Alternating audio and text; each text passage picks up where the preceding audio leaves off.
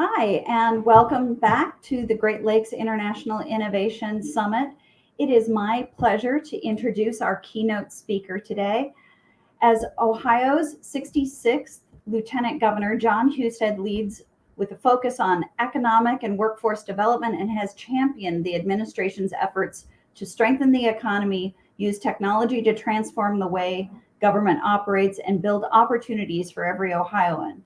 Lieutenant Governor Husted currently serves as the director of both Innovate Ohio and the Governor's Office of Workforce Transformation, while also overseeing the Common Sense Initiative. With a focus on workforce development, he continues to be a champion of career, technical, and vocational education and training to help tens of thousands or more Ohioans a year earn industry-recognized credentials and prepare for quality, high-paying jobs without the burden of college debt so that they can live their version of the American dream. Lieutenant Governor Husted is also committed to using technology to deliver better services that save Ohioans time and money while promoting a healthy economy, a more streamlined, efficient state government. He's the founder of Innovate Ohio that positions Ohio's innovative, creative, and entrepreneurial community. Lieutenant Governor Husted has spent the majority of his career working on economic and workforce development issues, starting in the Miami Valley as the Vice President for Economic Development for the Dayton Area Chamber of Commerce. He earned a bachelor's degree in education and a master's degree in communication, both from the University of Dayton. Of all his responsibilities, he considers his most important roles to be that of husband to his wife, Tina, and father to Alex, Katie, and Kylie. Thank you, Lieutenant Governor. We're looking forward to your comments. Great to be with you today. You can see the exciting background I have here. When I am on the road today, traveling throughout Ohio, we have some great announcements, and I'm glad to join you remotely today. Let me just say that I appreciate the opportunity to be with you, and I always, when I talk with groups, it's not that I don't have anything to talk about. It's just I have so much to talk about that I'm trying to synthesize it in a way that hopefully will be of value to you. I'll tell you the way that I think about economic development in Ohio these days and in America is that you really need three things to be successful. You need innovation, capital, and talent. And those have to be aligned in collaboration with one another because you can't just have one. You can't have, they all support each other. And I've been involved in the innovation side of the Ohio economy for a long time. When I was Speaker of the Ohio House, almost, I guess it's been over 15 years ago now, we passed something called the Third Frontier Program, which was designed to help fund innovation on our college campuses. It helped to ultimately fund some seed capital for some venture funds and things like that to try to work on that innovation and capital side. It also had a component with internships and co-ops because we want to help our college students develop relationships with businesses earlier in their life cycle, because we know that if you tend to go to work within 50 miles of where you went to high school or where you went to college. So if we can grow it here and if we can grow talent here, if we can keep it here and we can build a relationship with businesses, we're more likely to have success. But that was just the foundation. We've done many more things in Ohio over time, including reform our tax code. We used to be a very high cost state from a tax point of view. I remember when I started in economic development, Ohio was a really hard sell nearly 25 years ago because we were an industrial sort of Rust Belt state that a lot of America and a lot of businesses said, that's not where we want to be. We were a very high tax state. We've done through a series of tax reforms in our state. We've now become one of the lower cost states and one of the best states in the country to do business. That didn't happen overnight because states have to balance their budgets. This came over a long period of time, but now we've developed a very good and attractive place for capital to be invested and to grow. And a lot of our entrepreneurs at one time left Ohio to move to a lower tax state at the time that they were challenged to maybe sell their company or cash out stock options or things like that. They no longer have to leave our state.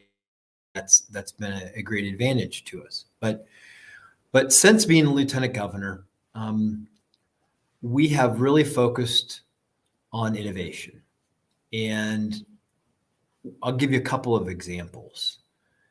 When I got here, one of the frustrations I've had over time is that we got a lot of great things going on in our college and university campuses in terms of research, but very little success at turning those innovations into homegrown businesses or products that are marketed. In many cases, sometimes that research was being purchased by companies outside of Ohio and brought to market in other places. So I wanted to change that. And we ultimately partnered with our universities and the entrepreneurial community to create the Ohio IP Promise. The IP Promise is a standard template for all 14 colleges and universities, the four-year institutions in our state, and 2 private universities, University of Dayton and Case Western Reserve, where there's now a template for how you can take IP to market. You no longer have to negotiate with every university's general counsel or IP office. There's a standard template. Everybody agrees to it, reduces the friction, makes it easy to take intellectual property to market, either as an entrepreneur or to be commercialized. And why does that matter? Because you want to keep the innovation in your state, of course, but you also want to get it to market, because a great innovation that's not out there is not helping people, not improving their quality of life. And that's been one of the things that we've done to improve the innovation environment. We also created 3 innovation districts, $100 million investment and more in certain circumstances at the state with our universities and our institutions of higher learning. We created one in Cincinnati, which is focused on pediatric cancer in partnership with the University of Cincinnati and Cincinnati Children's Hospital, where they do a lot of great research in this area. We created an innovation district there, developing both capital to take those innovations to market, talent with the committed effort to create more computer science degrees, and an entrepreneurial environment where we create incubators where businesses can start and move through that seed phase into growth phases. And then in Columbus, we created an innovation district around gene and cell therapy. Again, these are areas that we had an expertise in. We're just trying to build more capacity there. And with gene and cell therapy, like I said, $100 million invested in these in an innovation district, committed to talent, committed to capital alignment, committed to entrepreneurship, focused on bringing all those resources together. And then one in Cleveland, where we partnered with Cleveland Clinic and the university hospitals, which traditionally don't cooperate very well. They are in this case, Metro Health and Case Western Reserve and Cleveland State, to build a innovation district built on pathogens. And this is very timely because it's the Cleveland Clinic is founding the Global Center for Study of Pathogens, and coming out of pandemic, there is a lot of interest in this that's generating capital from an investment from around the globe. So those are a couple examples of the things that we're doing on the innovation side. I mentioned a little bit about capital already by creating the right kind of environment for it. From a tax point of view, the way we treat capital gains and taxes in the state, through Third Frontier and investment. And then by doing that, we've had a number of venture firms start in our state. We're growing those, trying to do more things in those areas to bring more capital to the market at every phase of the business life cycle. And then talent. This is one that I love working on because when you get economic development right and you get the talent picture right, everybody wins. You can't be successful as a state by creating a lot of jobs if you don't have the talent to go with it, because they won't be there long. Those companies will move those opportunities to the place where they can find the talent. And now, by the way, with more and more people working remotely, you can buy the talent in pretty much anywhere. You can buy it around the globe if it's a remote related job. So if you want to lift people up in your state, create economic growth, you've got to make sure that their skills are aligned with what's happening in your economy. And we're certainly focused on that, literally from making sure more kids are entering kindergarten ready, to making sure more students are graduating high school, career, or college ready.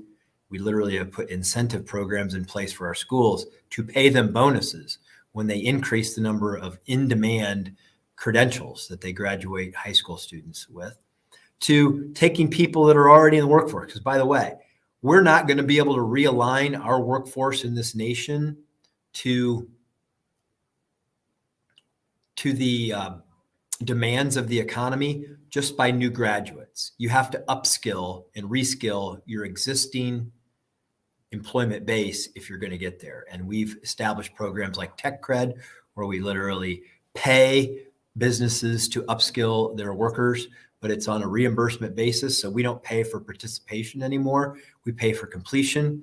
Business picks the employee, they pick the provider, and we offer them up to $2,000, or in other cases up to $3,000 upon the completion of an industry recognized credential from an approved provider. And it's a very efficient model. We pay for completion. We don't, and what do you get at the end? You get an employer who has a more talented employee, and you get an employee who has more job security, more skills, and more earning power. These are just a couple of examples of how we're aligning things. And why is that important? I'm going to give you just a couple of examples. The whole nation's talking about being a 5G nation and being broadband for everybody. And that's great. And we're investing billions of dollars as a nation in doing that. But I rarely hear anybody talk about how we're going to build the workforce, how we're going to create the workforce that actually will build out all of these things. We stood up programs. We're doing plug and play programs, trying to get our workforce aligned with the needs of where our capital investments are going to be going, and where we say we need to go from a technological point of view. Additionally, everybody's going to be smart this and smart that. We're going to have smart cities. We're going to have smart cars. We're going to have all kinds of smart heating and cooling systems. But where's the talent going to come from if we aren't continuing to upskill people in these areas? And we've stood up programs in these areas as well. If we're going to electrify everything, do we have enough electricians? Do we have enough people in the trades? Do we have enough people with those kinds of skills?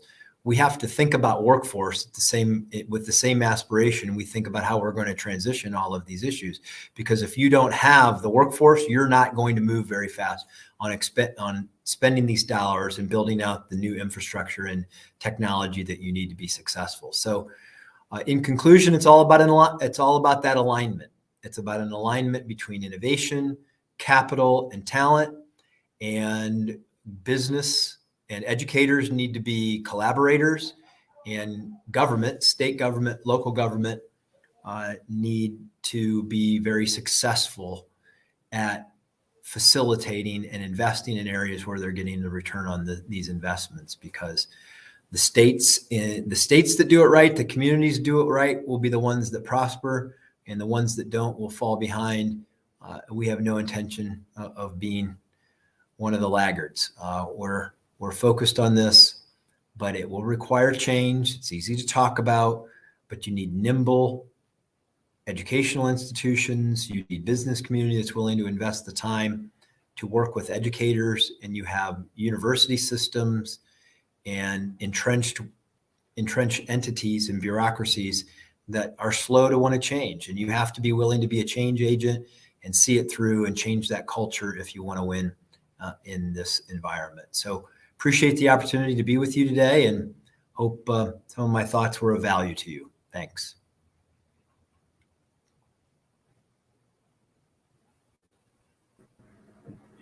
Thank you so much for your comments. We do have a couple of questions. Some showed up in the chat, some not.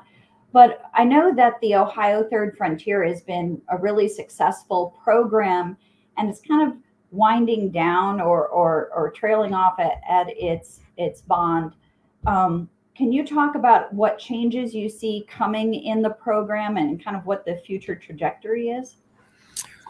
Well, look, programs don't last forever. This was a bonded effort to kickstart innovation in our state, and we've been pretty successful at it. And what worked when the program was founded back in the 2000s is not what you want to do today. Now, we didn't have a venture environment at all back then. Now we don't need to be the primary source of revenue. We don't need to provide the financial backing. We now have a bit of an organic environment. So instead of being first dollar in, now if I was going to say a change, we're going to be last dollar in the kinds of things that we're doing that will allow the private capital to decide what businesses actually work.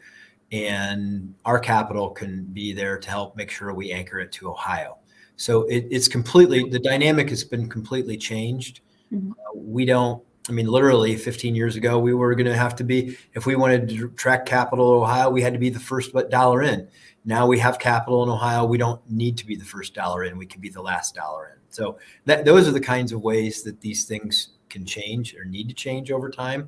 Mm-hmm. Government is not very good at making those kinds of decisions, but government can be a catalyst to bringing people within your state or to your state that are better at making those choices.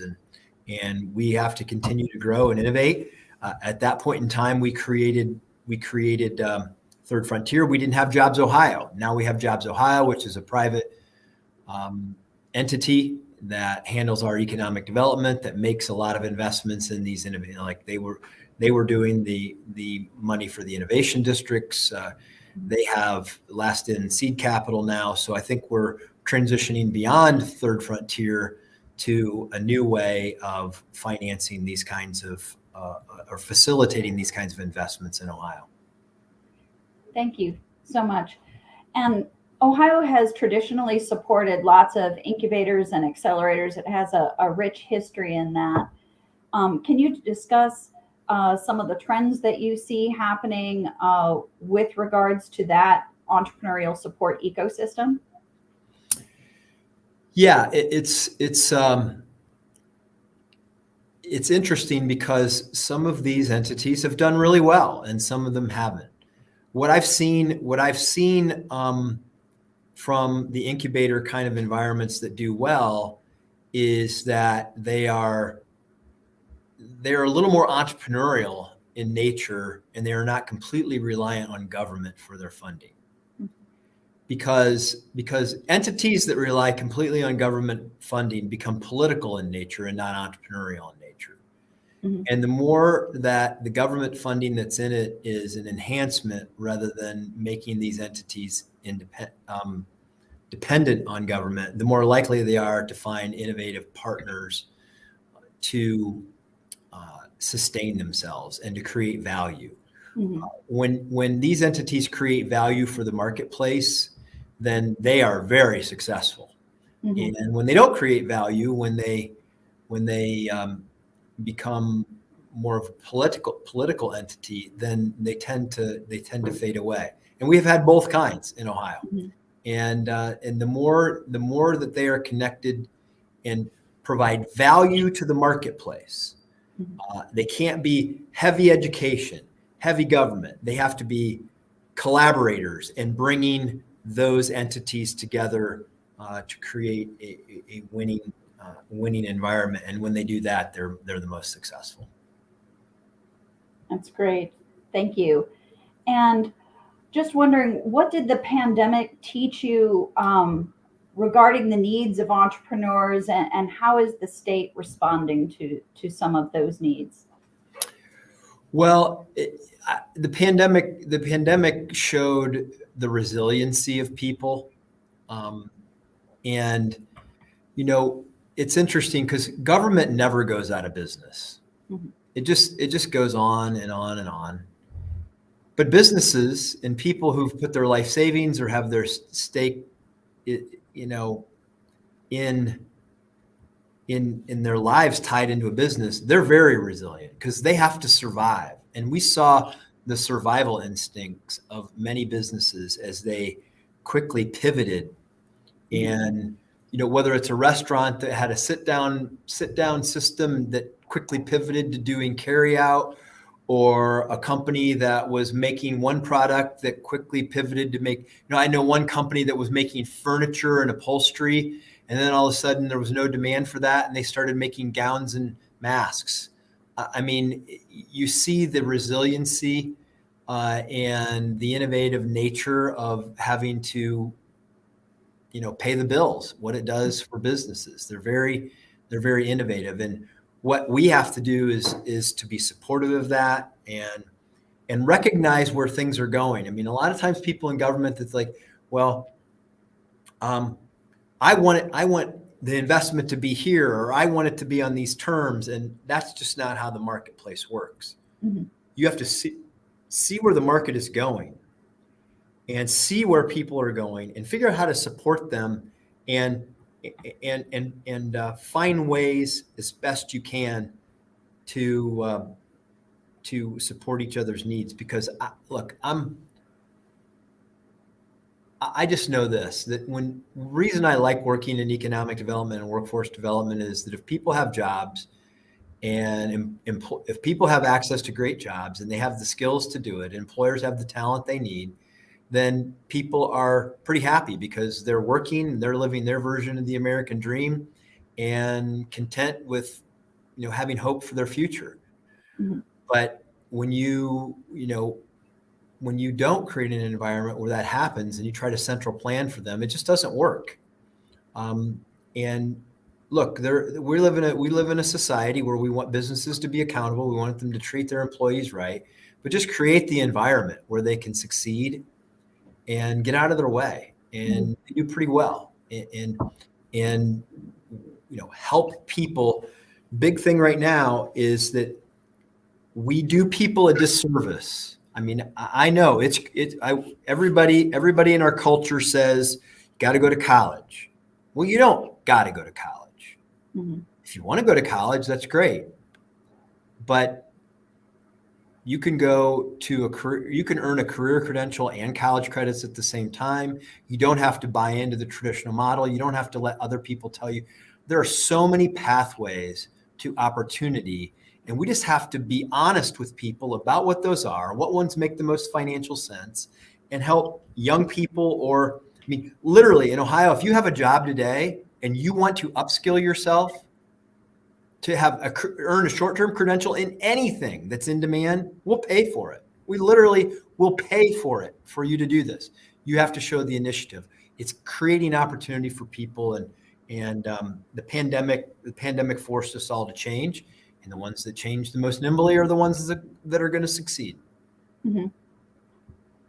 Well, thank you so much for your comments. We really appreciate the support of the entrepreneurial ecosystem and all of the programs that the state has to support entrepreneurs.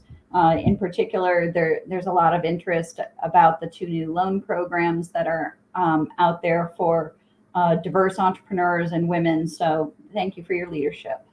Yep, there are a lot of great things that we're doing there through the Department of Development inside state government. Jobs Ohio has these opportunities, and we're just trying to create an inclusive entrepreneurial environment from Appalachia to our urban centers, and help people who are talented and to get access to capital, to help people who've been left behind get access to a great education and job skills, and to make our state attractive to capital, because you can't do any of it without money, and you can't do it just with government money. You've got to attract private investment.